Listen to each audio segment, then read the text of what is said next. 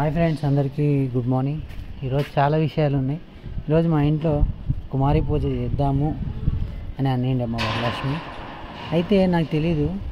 ఇంకో విషయం ఏంటంటే, నేను ఆల్రెడీ మూడు రోజులు ఉన్నా కాబట్టి, అంటే 3 సార్లు ఉన్నా కాబట్టి కుమారి పూజ ఏమొద్దులే అన్నాను.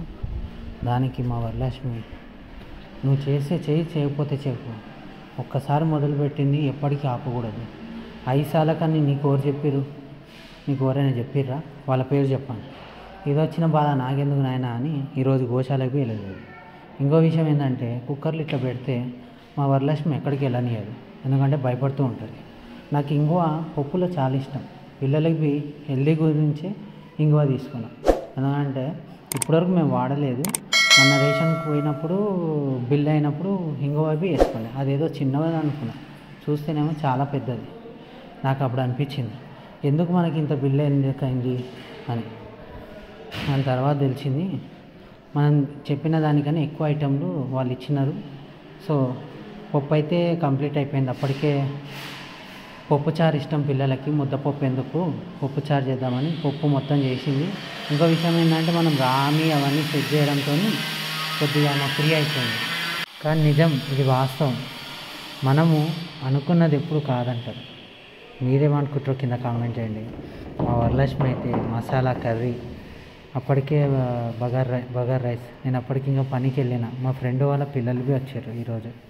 చెప్పడంతో వాడు మా ఫ్రెండ్వి సరే రా తీసుకొని వస్తా అని పిల్లల్ని అయితే తీసుకొని వచ్చిండు. పిల్లల్ని ఇంట్లో పెట్టేసి నేను మెల్లగా పనికి తప్పించుకొని వెళ్ళిపోయినా.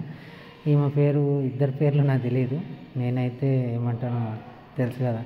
ఇంకా లాస్ట్కి అయితే మా వరలక్ష్మి ఏం చేస్తుందని ఇంట్లోకి వచ్చి చూస్తే అమ్మవారికి అయితే నైవేద్యం పెట్టేసింది. దాని తర్వాత గుండు, పండు వీళ్ళందరూ అయితే మనం యూట్యూబర్లన్నీ అందరికీ తెలిసిపోయినట్టుంది. ఇక స్టార్ట్ చేసిండ్రు. అయితే ప్రతిసారి నేను రిబ్బన్లు, బొట్లు, ఇంకా వేరేవన్నీ ఇస్తుండే. కానీ ఈసారి మాత్రం మా వరలక్ష్మి ఆలోచన చేసి పిల్లలకి యూజ్ అయ్యేవి తెద్దాం, అవన్నీ ఎందుకు అని అన్నది. సరేలే అని ఒక బుక్కు, స్కేలు, రబ్బరు, అది చాకుమారు 5 రకాలుగా ఇవ్వాలని అనిండే. సరేలే నువ్వు ఎట్లా చెప్తే అట్లా వరలక్ష్మి అని. మా వరలక్ష్మి ఏం చెప్పినా కానీ అది ఖచ్చితంగా చేయాల్సిందే. ఒక మాట చెప్పాలా, భర్త మాట భార్య అయినప్పుడు భార్య మాటకి భర్త వినాలి. ఇది వాస్తవం. ఏమో చాలామంది అనుకుంటారు, ఒకసారి ఒకలాగా అనుకుంటారు, ఒకసారి ఒకలాగా అనుకుంటారు. చాలామందికి తెలియదు. కానీ నాదే రాజ్యం, నాదే అది అని మాత్రం లేదు. అట్లా చేస్తే మాత్రం వాళ్ళు మనల్ని అర్థం చేసుకోరు. వాళ్ళు మనల్ని అర్థం చేసుకోవాలంటే వాళ్ళతో మనం ఎలా ఉన్నామో మనతో వాళ్ళు అట్లనే ఉంటే అప్పుడు మనం అర్థం చేసుకున్నట్టు అని అనుకుంటున్నాం. భయ్యా, మీరేమనుకుంటారో కింద కామెంట్ చేయండి. మ్యాక్సిమం అయితే పిల్లలందరికైతే మేము యాక్చువల్లీ 10 అనుకున్నాం. ఒకటి అమ్మవారికి పెట్టిన తర్వాత మిగతా వాళ్ళందరికీ ఇవ్వాలి కదా. దాని తర్వాత ఏమైందంటే 10 మంది కన్నా ఇంకా 3 పెరిగారు, 12 మంది అయ్యారు. కానీ పిల్లలు పెద్దగా ఉండడంతో ముగ్గురికి మాత్రం ఏమి వేయలేకపోయినాం. మ్యాక్సిమం అయితే 9 మందికి అయితే అమ్మ దయ వాళ్ళు అయితే అడ్జస్ట్ అయ్యి వచ్చారు. అంతా అమ్మ దయ ఉండాలి. ఏ పని కావాలన్నా, ఏ కార్యం కావాలన్నా అమ్మ అనుగ్రహం ఉంటేనే ఏదైనా అవుతుంది. అది భయ. ఇక మా వరలక్ష్మికి అడిగిన, ఏంటి ఈరోజు ఆనందమేనా అంటే చాలా ఆనందంగా ఉన్నాను. నువ్వు నా మాట విన్నందుకు. రేపు నువ్వు ఈ మధ్యకాలంలో నేను ఈ 9 days ఖచ్చితంగా ఫాస్టింగ్ ఉంటాను.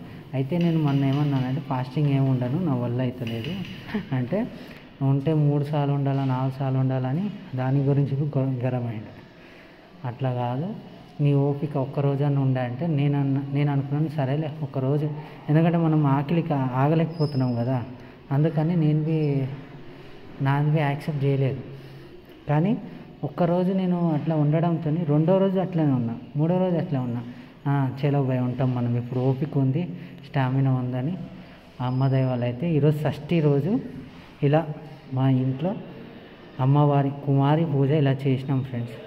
సో లాస్ట్కి అయితే మా గుండు పిల్లవి ఫోటో అంటే అనుకుంటూ పోయింది. మా వరలక్ష్మి చూడండి ఎంత ఆనందంగా ఉందో. అందరికీ అయిపోయింది, ఇంకా వచ్చే వాళ్ళు ఉంటే వాళ్ళకి పెట్టాలి కదా అని అంటే, మా చందన అయితే ఆడుకుంటూ పాడుకుంటూ పోయింది.